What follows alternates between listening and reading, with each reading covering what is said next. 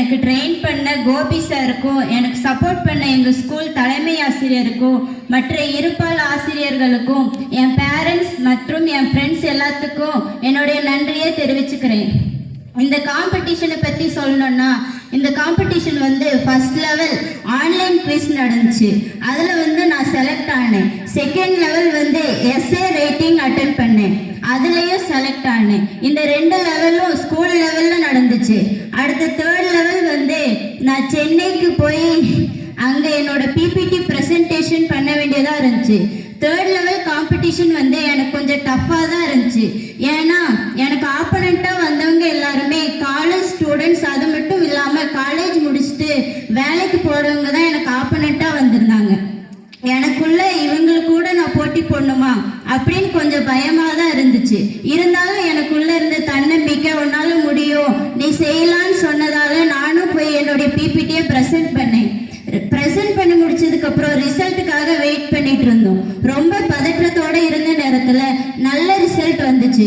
அந்த தேர்ட் லெவல்லையும் நான் செலக்ட் ஆயிருந்தேன். அடுத்ததாக ஒரு பர்சனல் இன்டர்வியூ நடந்ததா இருந்துச்சு. அந்த பர்சனல் இன்டர்வியூவில் என்னை பார்த்து ஒரு கொஸ்டின் கேட்டேன்.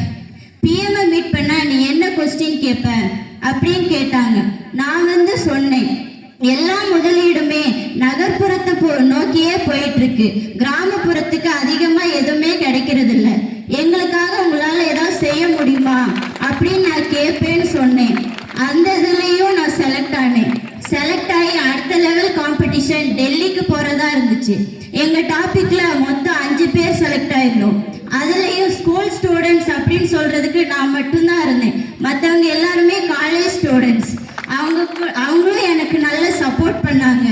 சப்போர்ட் பண்ணதுனால நாங்கள் அடுத்த நாள் போய் பாரத் மண்டபத்தில் டெல்லியில் எங்களோட பிபிடி ப்ரெசன்டேஷன் நாங்கள் அவங்க முன்னாடி செஞ்சு காமிச்சதுக்கும் நல்ல ரிசல்ட் கிடைச்சது. அடுத்த நாள் யூத் ஃபெஸ்டிவல் நடந்துச்சு. அங்கே நான் பிஎம் சாரை மீட் பண்ணது எனக்கு ரொம்ப சந்தோஷமா இருந்துச்சு. அவர் கொடுத்த ஸ்பீச் எங்களுக்கு ரொம்ப மோட்டிவ் கொடுக்கறதா இருந்துச்சு. எனக்கு ரொம்ப சந்தோஷமா இருந்துச்சு. என்னோட ரிக்வெஸ்ட் என்னன்னா, அடுத்த டைம் இந்த காம்படிஷன்ல